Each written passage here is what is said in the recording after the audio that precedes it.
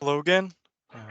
I hope I did a good job relaying our thoughts, trying to keep it a little bit short in the main group, but uh, I'll let everybody try to get settled in again.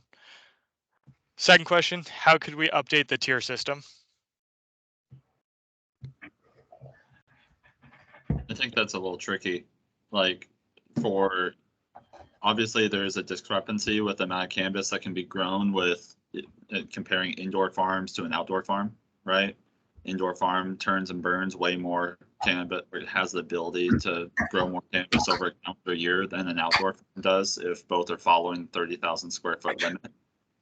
The challenge is to make that right at this point, since we have all of these farms built out, is then increase canopy for outdoor farms to be equitable with indoor farms. However, we already have overproduction within our industry, seeing price of flower drop. So then how do we, I see more of a question of like, how do we bring those to equality without creating more glut of cannabis being grown in our industry? Does that seem like a fair assessment to y'all?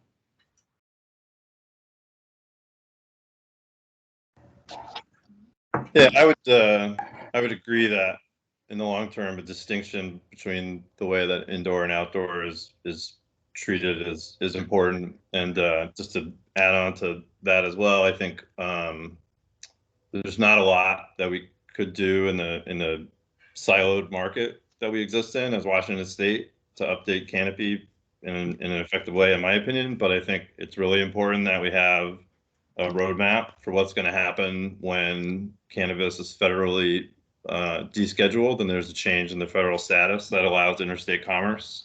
I think having that in rule and in law as a plan would be something that we could do to allow for us to all prepare for that eventuality and know kind of what steps the state is going to take to change production controls at that point.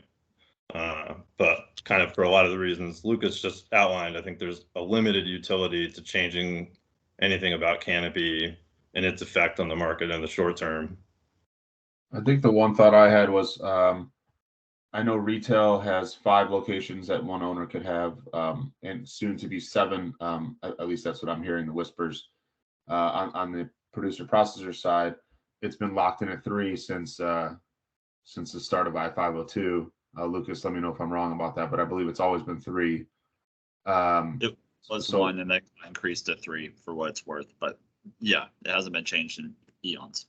So maybe my one thought is, what is the hard cap on that? Why does it exist for producer processors, and why is there a different cap for retail? If there's licenses that aren't being used or licenses that are dormant, so to speak, and other people would like to cultivate those, what is the drawback to that? I'm not a proponent of issuing new licenses or more licenses. I was just kind of questioning the hard cap that we have.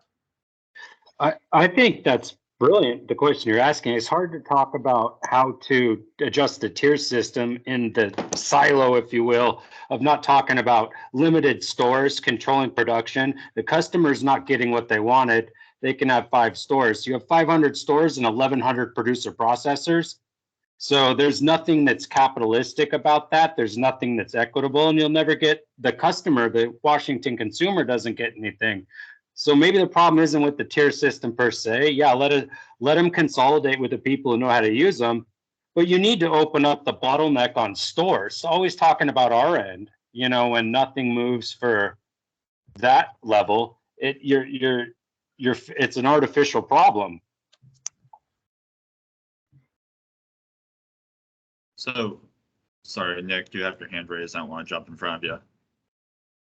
Yeah, so just a couple points. One, I think that the tier system, you need to really look at market data and how much the market is consuming in the state and making sure that the amount of canopy aligns with how much is needed in the market. And then I think I think it's really important to look at which producers are actually using their capacity to produce, because if you have 1,100 producers and only half of them are actually producing, then you're going to have half the expected amount of canopy in production that you would expect. And then one other point about federal legalization is that I think it's important that some companies are able to explore ways to scale successfully, because if the market goes federal and we're not, in a business position to expand to a capacity that's needed to be competitive on the market, then it's going to take 2 years for companies like ours to scramble, and then we're going to lose any, potential competitiveness that we would have in the market. And so being able to kind of explore some of those ways to, once that happens, then these triggers happen and people are actually in a good position. Totally. I think having some form of an escalation clause as far as cannabis production, and I would personally argue that let people grow however much they want to grow in a federal landscape, and have that be similar to in our packaging and labeling rules. As soon as cannabis is recognized as a food ingredient federally or whatever it is, then you can call your cannabis organic. Having something very similar in this section of rule, contingent upon federal decriminalization, that your limits expire, and then to get ready for the ramp up of that, definitely increasing the number of licenses and allowing for consolidation to exist seems like a great mechanism for that. And one beauty that we have over retail is retail has it in statute, so it requires legislative change to add or take away the number of stores that they can have. We don't have any of that. It's frankly a limitation put into place in rules that could be changed. I think it would be outside the scope of this rule change, but it could be a petition for rule change to come in shortly after this. So that would allow for farms to be able to group together. And in that, I would also say we need to take a look at one entity keeping all the books and not have to have separate licenses for each of your grows to allow for cheaper business practices and more streamlined business practices. But that's for a different conversation. Completely agree, though, having a clause and a way to scale up, because right now it's our advantage to mitigate the amount of cannabis grown, and then simultaneously we want to be able to just pop the lid off and go nuts as soon as federal decriminalization happens. Because if we don't, frankly, California will, Colorado will, and Oregon will. Right. California already has. I visited the 126 acre in Goleta, California, and they literally have 3 years worth of sales on cryo frozen in a warehouse. They can't release it because they'll flood the market. You're never going to compete with that. I've seen it. It's insane. Well, in California, we have distillate going for about $1 a gram at this point. Like we're about to, that's what we're hurtling towards, right? And we're just trying to prevent that as long as we can. And I agree, but just the solution being letting us get more licenses is going to shove every mom and pops and every small business out of business. And if this is predicated on federal legalization, well, that's farcical, because there's a lot of stuff that we don't know when that'll happen, and we don't know what it'll look like. It's going to be punted back to the states. So we can't rely upon that, and we can't let all the licenses be consolidated, and that's big business. That it kills the mom and pops in Washington. Well, so the moment that we have federal decriminalization, our businesses gain constitutional rights, and at that point, there's nothing that the state can do to prohibit commerce from across state lines.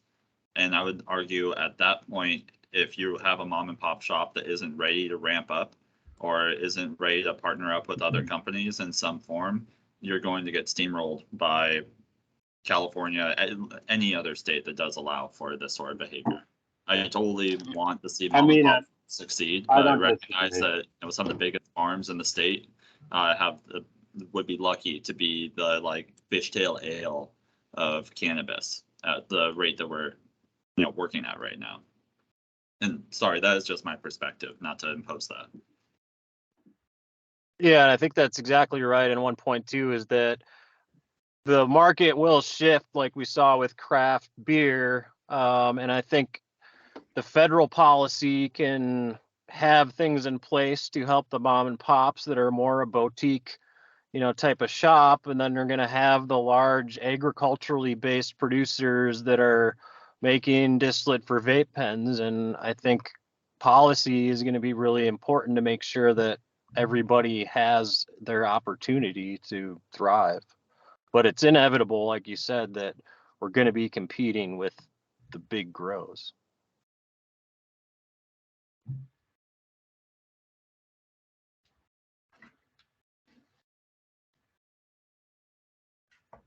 I just am going to interject that there's absolutely things that could be done relative to the Dormant Commerce Clause to prevent monopolization in the cannabis industry. So we don't have to accept that Budweiser is going to control the cannabis industry. That's not accurate nor a legally sound argument.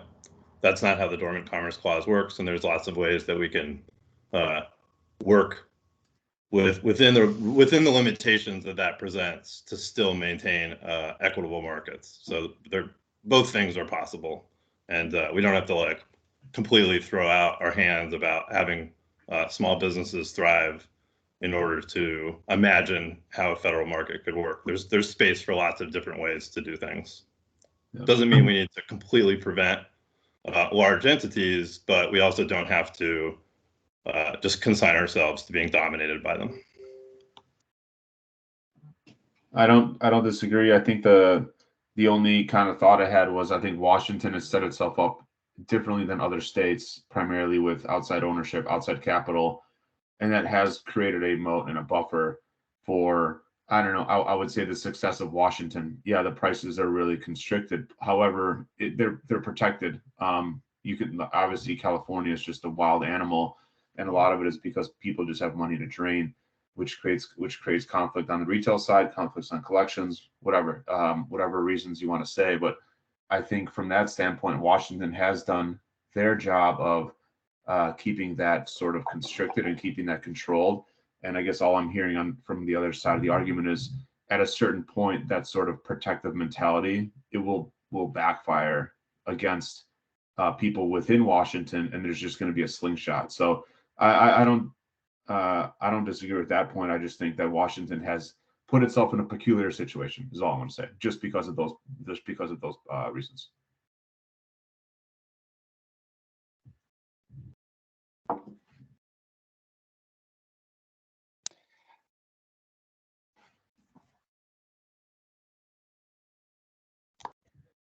I mean, just to circle back to one positive thing that I agreed with someone else said is like, if there's licenses that are not in production being actively used, you should have to lose it or sell it.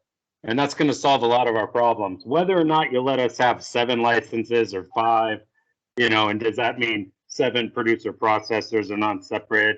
I don't even know or care what that looks like, because a processor license leaves you completely scalable, no matter what. 1 license. Sorted. We're really only talking about production, aren't we? Correct. Yeah. Yeah.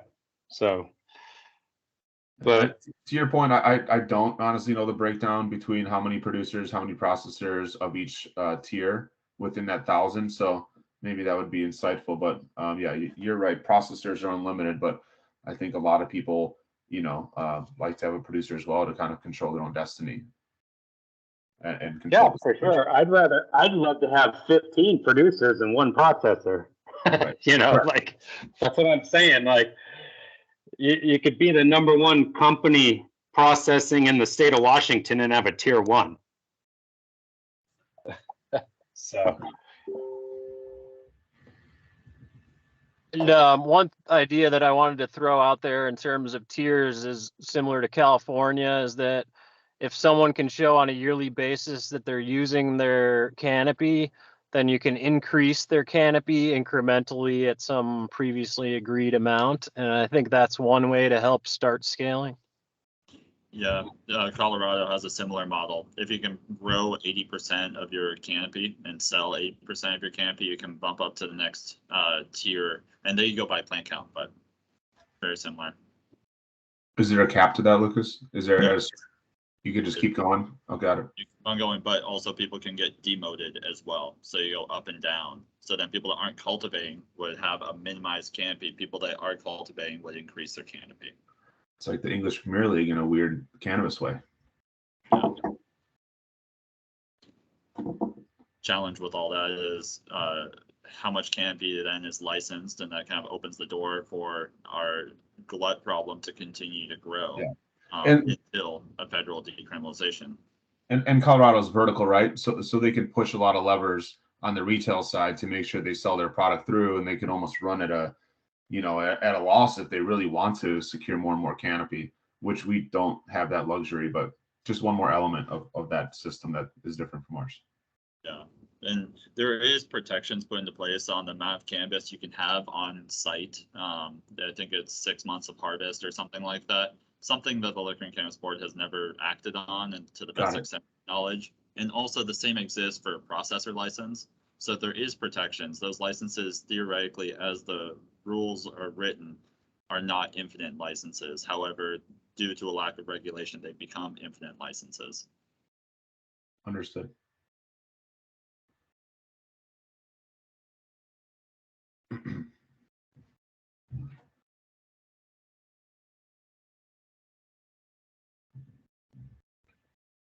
I think we should be getting kicked back to the main room soon, huh?